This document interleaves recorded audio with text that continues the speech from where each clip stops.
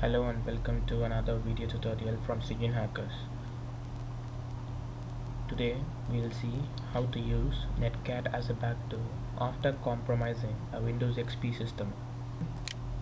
This is our victim machine. The IP address of the victim is 192.168.1.11 and it's running Windows XP Professional Service Pack 3. Okay. Now the first step in hacking a system is scanning. So I'm scanning the services running on the victim machine in the ports which are open. So in other words, I'm service fingerprinting the victim machine using nmap. -sv is the command for service fingerprinting. 192.168.1.11. So we could see Windows remote procedure call is running on port number 135. We'll open Metasploit console and search for NetHappy.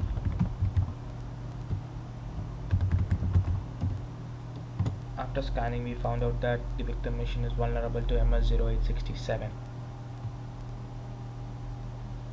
Now use that exploit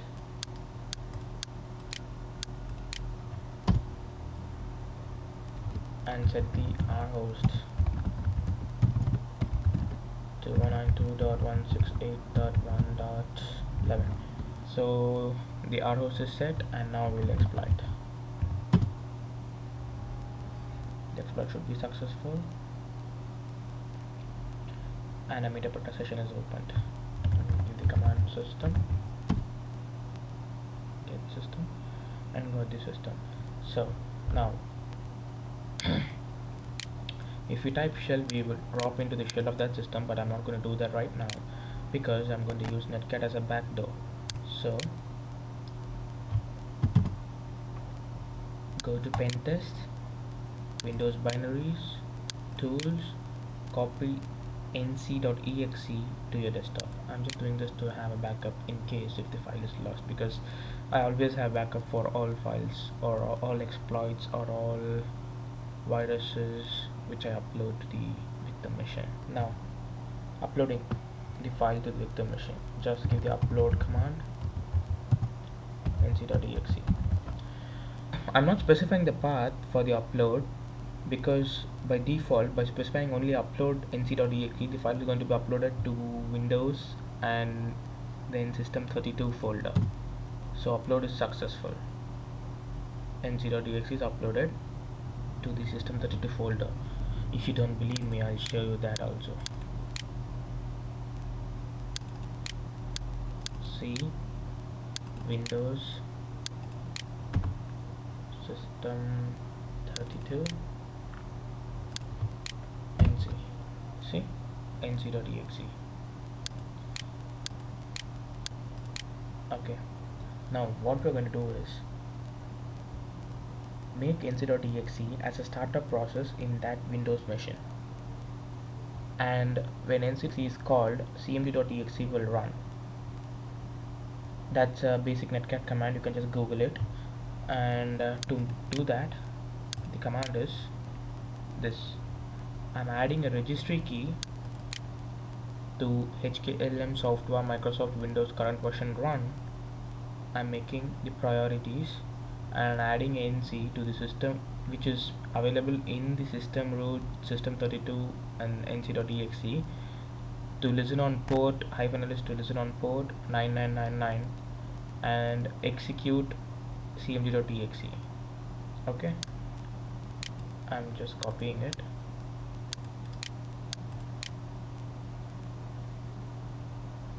To do that, I'm dropping into the shell of the victim machine and I'm pasting it.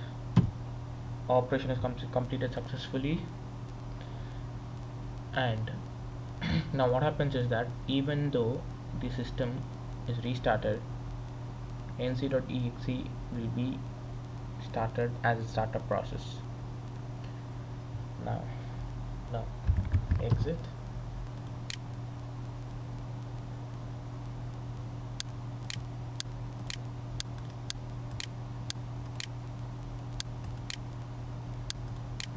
now we'll wait for the system to reboot. It is rebooting.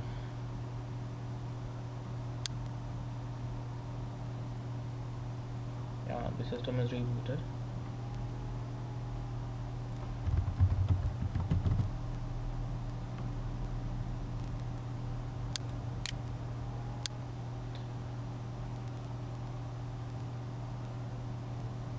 Okay, the system is now rebooted. Let's check the IP address of the system, because the IP address is assigned dynamically.